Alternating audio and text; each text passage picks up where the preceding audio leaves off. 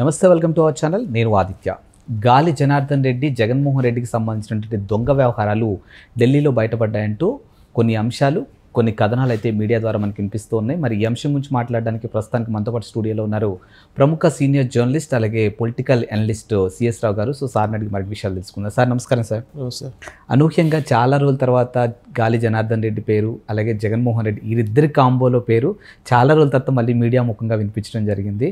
మరి వీరికి సంబంధించిన దొంగ వ్యవహారాలు ఏవో బయటపడ్డట్టు ఢిల్లీలో దొరికినట్టు తెలుస్తుంది. మరి ఇది ఏంటి అసలు? ఇప్పుడు జగన్మోహన్ రెడ్డి ఆడినటువంటి పచ్చి అబద్ధాల్లో ఒక అబద్ధం ఏంటంటే, గాలి జనార్దన్ రెడ్డి అంటే ఎవరో నాకు తెలియదు అసలు అని చెప్పి ఒక మూమెంట్లో ఆయన చేసినటువంటి వ్యాఖ్య. ఎందుకంటే ఓబులాపురం మైనింగ్ విషయంలో అప్పుడు కేసు అయింది. అప్పుడు రాజశేఖర రెడ్డి సీఎంగా ఉన్నాడు ఆంధ్రప్రదేశ్లో. కడపలో ఉక్కు ఫ్యాక్టరీ పెట్టడానికి గాలి జనార్దన్ రెడ్డిని తీసుకొచ్చి అక్కడ శంకుస్థాపన కూడా చేశారు. దానికి సంబంధించినటువంటి అన్ని పర్మిషన్స్ అన్నీ ఇవ్వడం జరిగింది. ఓబులాపురం మైనింగ్ వ్యవహారం ఏ విధంగా ఉంది, దాని తర్వాత కేసులు ఎలా అయినాయి, ఎంతమంది జైలుకి వెళ్ళారు, ఆయనతో గాలి జనార్దన్ రెడ్డితో పాటు శ్రీలక్ష్మి వీళ్ళందరూ వెళ్ళారు, జైలు జీతం గడిపారు. తర్వాత సిబిఐ డైరెక్టర్గా ఉన్నటువంటి వివి లక్ష్మీనారాయణ ఆయన్ని కూడా మేనేజ్ చేయాలని చూశారు.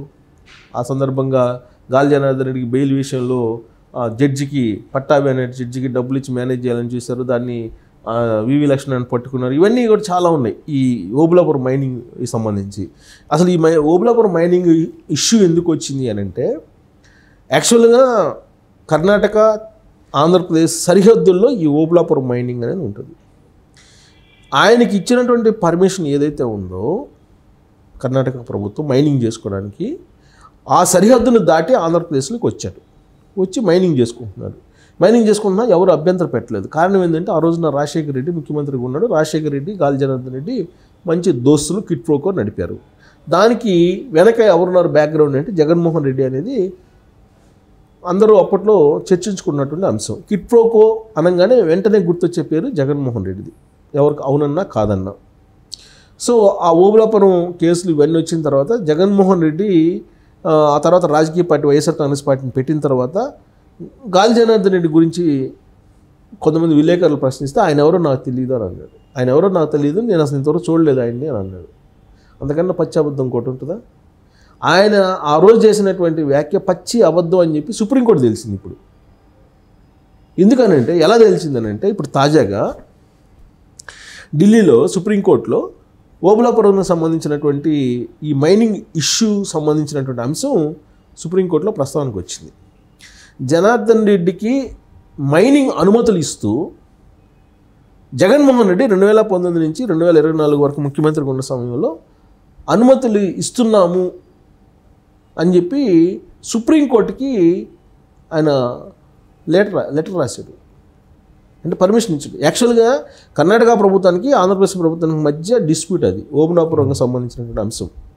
సో మా ల్యాండ్లో మీరు మైనింగ్ చేయడానికి లేదని చెప్పేసి ఆంధ్రప్రదేశ్ ప్రభుత్వం అఫిడవిట్ దాఖలు చేసింది సుప్రీంకోర్టులో.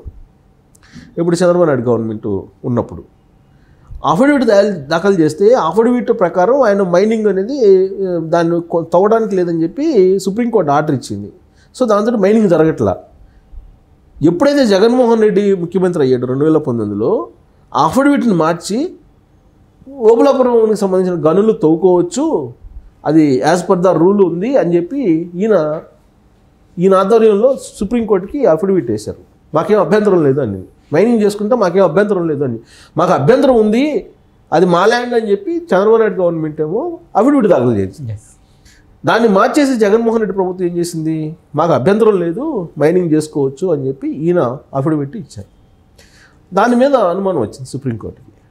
దాని అనుమానం వచ్చి అమికస్ క్యూరీని ఏర్పాటు చేసింది. అమికస్ క్యూరీ అంటే ఏంటంటే, దీని మీద నిజమా కాదనేది నిర్ధారించడానికి. సో నిర్ధారించడానికి వచ్చినప్పుడు ఈ బండారం మొత్తం బయటపడింది. గాలి జనార్దన్ రెడ్డి అలాగే జగన్మోహన్ రెడ్డి వ్యవహారం బయటపడింది. అంటే అప్పట్లో జనార్దన్ రెడ్డి అంటే ఎవరో తెలియదు అన్నటువంటి జగన్మోహన్ రెడ్డి ఇప్పుడు ఈ అఫిడవిట్ని మాకు అభ్యంతరం లేదని చెప్పి వేసాడంటే వాళ్ళిద్దరికి పరిచయం ఉన్నట్ట లేనట్టు అనుకోవాలా? ఎవరైనా చెప్తారు, చిన్నపిల్లల్ని అడిగినా కానీ వీళ్ళిద్దరూ పరిచయం ఉంది అని చెప్పి చెబుతారు కదా. అంటే జగన్మోహన్ రెడ్డి ఆడినటువంటి అబద్ధాల్లో పచ్చి అబద్ధం ఒకటి ఏదైనా ఉందంటే ఇదే. ఇది జనార్దన్ రెడ్డితో నాకు పరిచయం లేదు. పరిచయం లేకపోతే నువ్వు అఫిడవిట్ని మార్చి ఎలా ఇస్తావు? అమికస్ క్యూరీ పరిశీలించి దాన్ని బయటపెట్టేదాకా కూడా ఈ విషయం తెలియదు. అంటే జగన్మోహన్ రెడ్డి చేసినటువంటి అరాచకాల్లో ఇది ఒక పెద్ద అరాచకం అనేది తెలుగుదేశం పార్టీ చెప్తుంది. ఇప్పుడు ఏంటి, 2019 నుంచి జగన్మోహన్ రెడ్డి లిక్కర్కు సంబంధించినటువంటి పెద్ద కుంభకోణం చేశాడు అనేది శ్వేతపత్రం విడుదల చేసింది చంద్రబాబు నాయుడు. లిక్కర్కి సంబంధించి అసలు భరితెంకు అందరికీ తెలిసినటువంటి విషయం. ఆయనే తయారీదారు, ఆయనే అమ్మకందారు, ఆయనే సరఫరాదారు, అన్నీ ఆయనే. డబ్బులు కూడా no online payments, only cash. అదే కదా చేసింది. ఇది అందరికీ తెలిసినటువంటి బహిరంగ రహస్యం కదా. దాంట్లో ఏం జరిగిందనేది ఆంధ్రప్రదేశ్లో లిక్కర్ తాగే ప్రతి వాళ్ళకి తెలుసు, లిక్కర్ తాగనటువంటి వాళ్ళకు కూడా తెలుసు. తెలియజేశాడు చంద్రబాబు నాయుడు ప్రతిపక్షంలో ఉన్నప్పుడు. అధికారంలోకి వచ్చినప్పుడు శ్వేతపత్రాన్ని రిలీజ్ చేశారంటే అది అఫీషియల్ డాక్యుమెంట్ కింద భావించాలి మనం, ప్రభుత్వం వైపు నుంచి శ్వేతపత్రం కాబట్టి. మైనింగ్ విషయంలో ఏం చేశారు, మైనింగ్ విషయంలో కూడా ఇసుక దగ్గర నుంచి అన్ని రకాల మినరల్స్ని దోచేసుకునేటువంటి ప్రయత్నం చేశారు కదా బినామీల పేరుతోటి. ఇప్పుడు అఫిడవిట్ని మార్చింది కూడా ఎవరో తెలుసా, మైనింగ్ ఎండీగా ఉన్నటువంటి వెంకటరెడ్డి. ఇప్పుడు ఆయన పరారీలో ఉన్నారు. ఈ మైనింగ్కి సంబంధించినటువంటి వ్యవహారాలు ఎలా జరిగినాయి అనే దాని మీద ఎంక్వైరీ నడుస్తుంది కదా, ఏపీసీఐడి వెంటబడుతుంది కదా. ఇప్పటివరకు ఆయన వెంకటరెడ్డి ఎక్కడ ఉన్నాడో తెలియదు. ఆయన సొంత డిపార్ట్మెంట్కి వెళ్ళారంటున్నారు, అక్కడ కూడా లేడు. ఆయన ఎక్కడున్నాడో ఎవరికీ తెలియదు ఇప్పుడు వెంకటరెడ్డి. కానీ వెంకటరెడ్డి రాసినటువంటి అఫిడవిట్, మాకు అభ్యంతరం లేదు గాలి జనార్దన్ రెడ్డి మైనింగ్ చేసుకుంటే ఓబులాపురం దగ్గర అని చెప్పి ఆయన రాసినటువంటి అఫిడవిట్ సుప్రీంకోర్టులో ఉంది, అమికస్ క్యూరీ దగ్గర.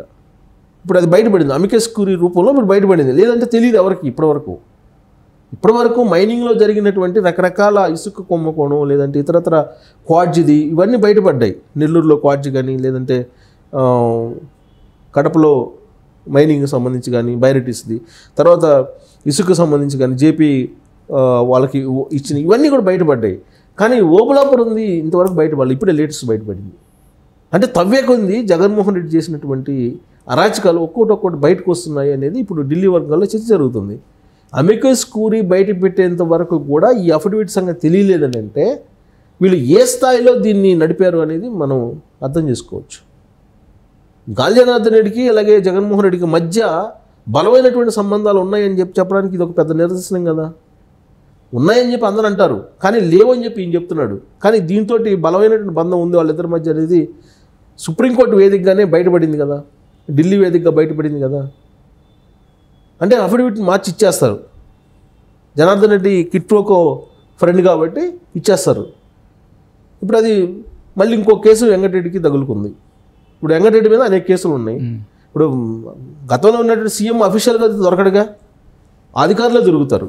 ఇప్పుడు వెంకటరెడ్డి దొరికారు. మళ్ళీ వెంకటరెడ్డికి ఇచ్చినటువంటి అఫిడవిట్ సుప్రీంకోర్టులో ఉంది అమికస్ క్యూరీ దగ్గర. సో ఇప్పుడు వెంకటరెడ్డి మరొక కేసులో బుక్ అయ్యాడని చెప్పేసి అనుకోవచ్చు ఈ మొత్తం ఎపిసోడ్ని బట్టి చూస్తే కనుక.